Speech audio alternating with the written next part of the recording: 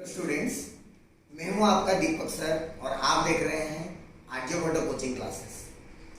आज मैं एक्चुअली कुछ पढ़ाने नहीं आया हूं। मेरे बहुत सारे स्टूडेंट्स ने मुझे एक क्वेश्चन बार बार पूछा था और कंटिन्यूअसली उस क्वेश्चन को एनकाउंटर करने के बाद मैं उस क्वेश्चन को लेके उस क्वेश्चन का सोल्यूशन और उस सवाल का जवाब लेके आपके सामने आया हूँ। आज कुछ मैं पढ़ाऊंगा नहीं।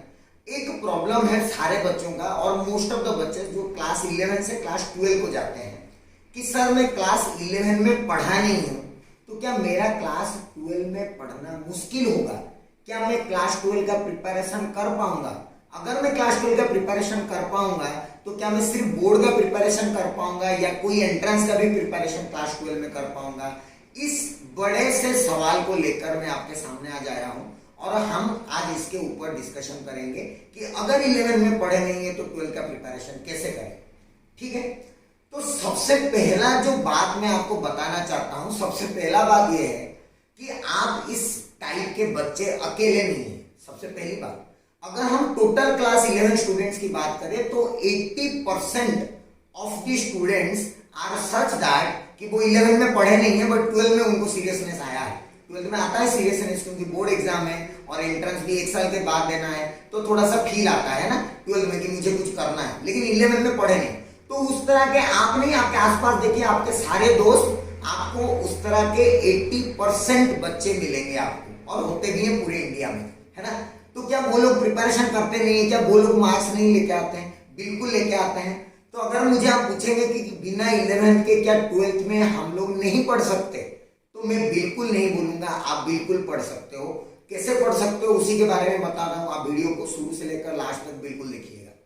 सबसे पहली बात है कि अगर आप सिर्फ बोर्ड एग्जाम की प्रिपरेशन कर रहे हैं, सिर्फ आपको बोर्ड में अच्छे नंबर लेके आना है, 90%, 95%, 98% भी लेके आना है आपको बोर्ड एग्जाम में, चाहे आप सीबीएसई बोर्ड के हो चाहे आप स्टेट बोर्ड के हो, तो आपको 11th का नॉलेज है या नहीं है उसका ज्यादा फर्क नहीं पड़ता है। इट इज लेस देन 1% फर्क पड़ेगा आपको, है ना। क्योंकि आप बोर्ड में जो सवाल आते हैं डेरिवेशन और न्यूमेरिकल, अगर डेरिवेशन की बात किया जाए तो उसको तो सिर्फ आपको समझना है और सीखना है कि डेरिवेशन कैसे करेंगे। हाँ, जरूर आपको 11 के कॉन्सेप्ट यूज होते हुए दिखेंगे, बट वो टीचर आपको जरूर समझाएंगे कि ये टॉपिक कैसे बना है, ये डेरिवेशन क्यों कर रहे हैं, 11 का कौन सा फॉर्मूला यूज हो रहा है, सारी चीजें आपको बताया जाएगा। तो आपको बोर्ड एग्जाम की अगर आप तैयारी कर रहे हैं, चाहे वो फिजिक्स में हो, चाहे वो केमिस्ट्री में हो या मैथ्स में हो, आपको कुछ भी प्रॉब्लम होने वाला नहीं है, क्योंकि 11 के बिना पूरा का पूरा 12 आप बोर्ड एग्जाम के लिए प्रिपरेशन कर सकते हैं। अब बात आती है एंट्रेंस वालों की। जो लोग एंट्रेंस की तैयारी कर रहे हैं, चाहे वो जेई के लिए हो चाहे वो नीट के लिए हो, तो मैं आपको यहाँ पे एक टिप्स बताना चाहूंगा। टिप्स ये है कि अगर आप एंट्रेंस की तैयारी कर रहे हैं तो कुछ चैप्टर्स में आपको ना 11 के कॉन्सेप्ट्स की जरूरत पड़ेगी डेफिनेटली, और आपको सीखना भी पड़ेगा। लेकिन एक पर्टिकुलर चीज है जो कि 11 के कुछ ही पर्टिकुलर चीज वो ही यूज होते हैं सिर्फ 12th में, बाकी आपको सारा 11 का पढ़ना कोई जरूरत नहीं है। जैसे मैं आपको एक एग्जांपल बताऊंगा, अगर आप सिंपल हार्मोनिक मोशन चैप्टर 11 का है, लेकिन उसमें से कॉन्सेप्ट है टाइम पीरियड कैलकुलेशन करना। अगर आपको टाइम पीरियड कैलकुलेशन करना का कॉन्सेप्ट सिर्फ आता है कि कैसे टाइम पीरियड कैलकुलेशन करते हैं, एक्सेस फोर्स निकाल के कैलकुलेशन करते हैं, अगर आपको वो मेथड सिर्फ पता है तो बाकी सारे टाइप्स ऑफ क्वेश्चंस आपको क्लास 12 में सिखाया जाएगा, और आप क्लास 12 में ही सिर्फ उस फॉर्मेट को, सिर्फ उस टाइप को लेके पूरे के पूरे क्लास 12 में आप यूज कर सकते हैं, सारे चैप्टर में आपको मिल जाएगा। तो इसीलिए मैं आपको एक यही सलाह दूंगा कि 11th में एक पर्टिकुलर टॉपिक्स जो कि क्लास 12 में यूज होते हैं, सिर्फ उनके ऊपर स्ट्रेस करिए, और वो स्ट्रेस पॉइंट्स आपको आपके टीचर क्लास के दौरान समझाएंगे कि 11 का कौन सा कॉन्सेप्ट क्लास 12 में यूज हो रहा है, और वो फ्रीक्वेंटली यूज होता रहेगा कंटिन्यूअसली। आप तीनों सब्जेक्ट की बात कर सकते हैं। तो ये सबसे पहला टिप्स है। अगर आप जी एडवांस की प्रिपरेशन कर रहे हैं तो वो अलग बात है, उसके लिए आपको पूरा प्रिपरेशन चाहिए 2 साल की, तो उसके लिए मैं आपको कोई टिप्स नहीं दे सकता।